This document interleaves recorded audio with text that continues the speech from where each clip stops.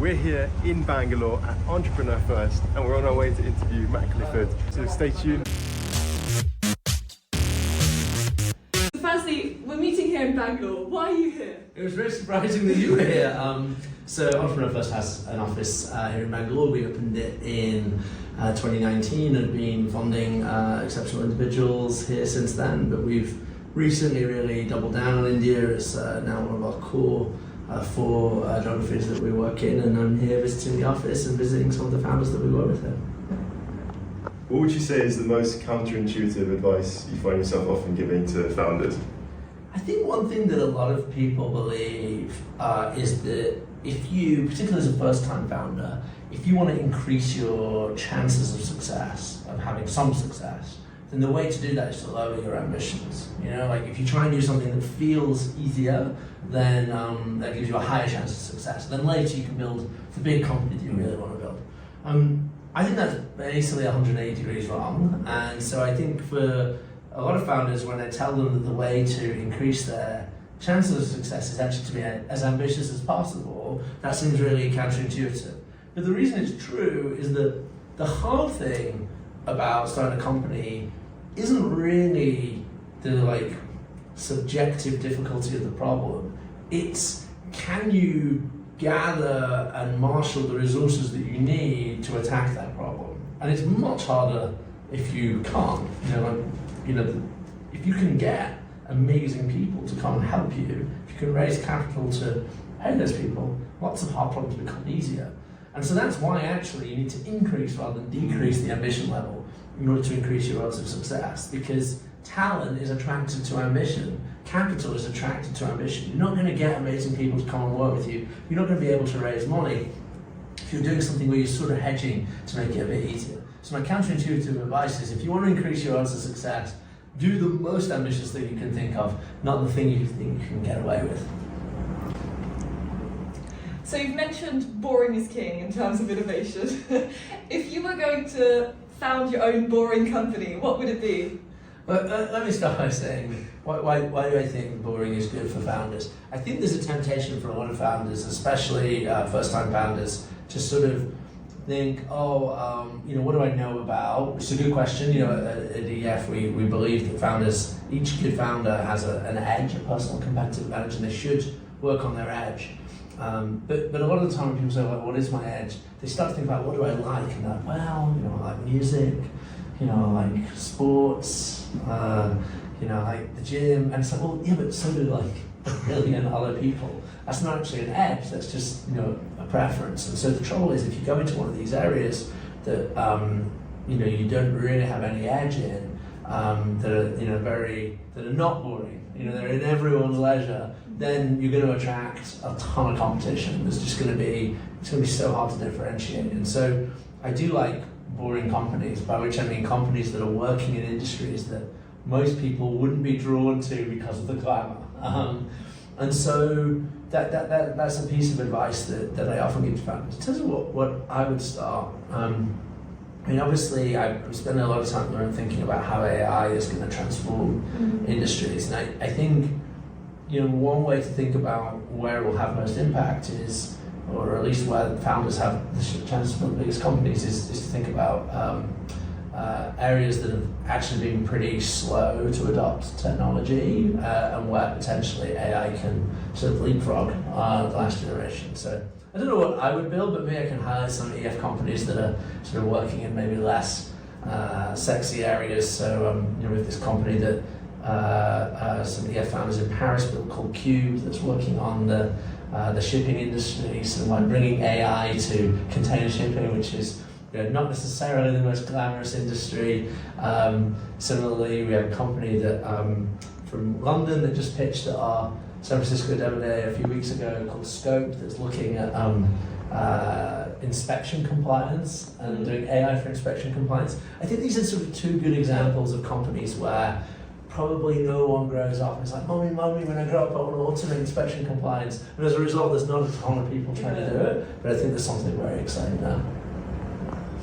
So talk to me, what's your favourite ARIA project been so far? Yeah, so for people that don't know, ARIA is the Advanced Research and Invention Agency. It's a new institution created by UK government with £800 million of public money to fund breakthrough R&D. So sort of think of it as its mission is to accelerate scientific breakthroughs. So unlike Entrepreneur First, where we're funding things that are ready for market, ready to go and sell straight away or very near straight away. ARIA is all about moonshots. It's all about these longer term things that are probably years away from being commercial.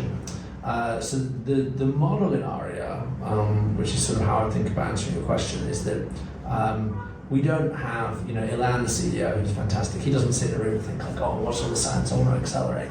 Instead, we have what we call a program director model, where we hire really exceptional scientists who have some sort of vision for the future, for some sort of capability that they want to exist, and that they can imagine is just on the cusp of being possible with the right collection of researchers. And so we started ARIA with 8 program directors.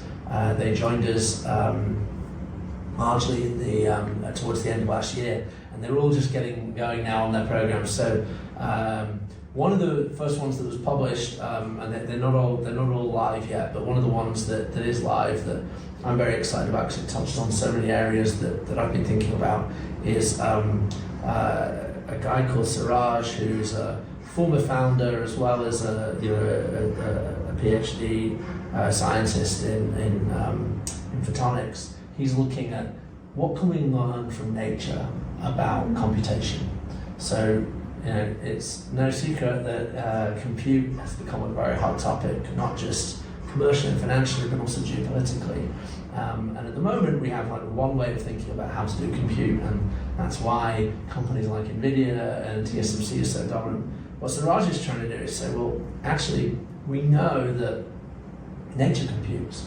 We know that living organisms compute, and yet they seem to do so in a much more energy-intensive and therefore a much less energy-intensive and therefore cost-effective way. And so his sort of moonshot vision is like, how can we lower the cost of compute 1,000-fold over the next decade? And that's something I'm really excited to see play out. That sounds really exciting. So we've seen a lot of over-regulation in AI. From your experience in government, what should regulators actually be focusing on? Yeah, so I think there's a real balancing act here, and I'm a little bit biased because obviously I've been quite involved in UK AI policy over the last year, but I do think the UK has got the balance right, which is that AI presents just truly enormous opportunities for entrepreneurs, but also for the general public. This is, I think, one of the best ways, maybe the best way we're going to have of improving productivity growth, unlocking medical breakthroughs, like all the things that we want AI can enable. Now with that does come risks, but by and large those risks are very manageable. And so I think it's very important that in terms of these like narrow AI use cases like healthcare or sort of automation in the workplace, that actually entrepreneurs should be asked to just get on and do that. And one thing I'd say is for a lot of what I would call like present day harms that AI could exacerbate, like fraud or electoral interference, some of the things that people worry about, these things are already illegal. They're already illegal, and we already have regulators in the UK that work full time on trying to mitigate those problems. And so the UK approach has been to say, let's use those existing laws and those existing regulators to manage the near-term risks of AI and invest in those regulators to help them build capacity. That strikes me as very sensible. At the same time, the other kind of challenge with AI is that progress has just been so rapid. It's like probably the only technology I can think of where the investment in it has literally risen by like an order of magnitude every year for a long time. And as a result, one thing that we can say about AI is that most people, including insiders, have been surprised by the rate of progress in space. I think GPT-4 took a lot of people by surprise, and before that GPT-3 probably took a lot of people by surprise. And so I think we don't know whether that's going to cause enormous risks or not, but we can certainly imagine that if capabilities increase very rapidly, then widespread diffusion of those capabilities could cause us a lot of problems. It's not to say that it's a bad thing or we should ban it, but we should certainly monitor it. And so the other thing that the UK has done is create the AI Safety Institute, which I think is a really sensible way of sort of walking the tightrope, if you like, between over and under regulation. So the AI Safety Institute isn't a regulator, it's a research-led body, and its job is to provide policymakers with the information they need to understand capabilities both today and how they're evolving. Now at some point it may be that we observe capabilities that AI models and systems possess that we do think we need to regulate.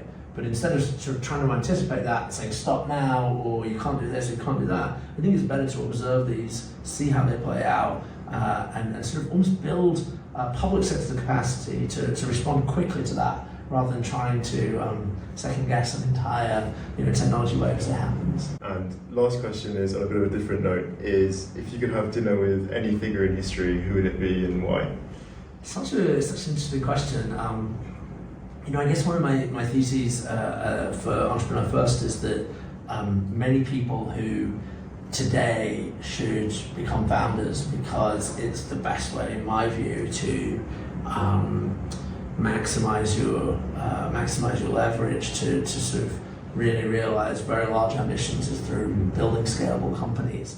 Many people who, if they were alive today, I think would be great founders, did something very different in the past. And so I suppose when I think about that question, I'm attracted to thinking about who are the people that if they were alive today would have been like billion-dollar or trillion-dollar founders, but did something different. And so, I'm also very interested in historical figures who, despite largely being born into times and societies that were much more structured and hierarchical and rigid, managed to work themselves up from very little to positions of great importance. So the people that come to mind are some of the great ministers and advisors to Henry VIII, people like Cardinal Wolsey or Thomas Cromwell, who were born in very humble origins and became the most powerful people in the country.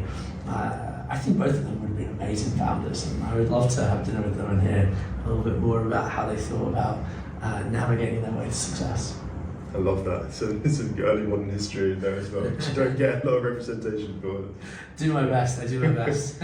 Thank you so much, Matt, for giving us your time today. It's really been a pleasure to catch up with you here in Bangalore. Unexpected pleasure. Absolutely, I'm glad we could do this. Yeah, fantastic. Thanks so much for your insights as well. Thanks for having me.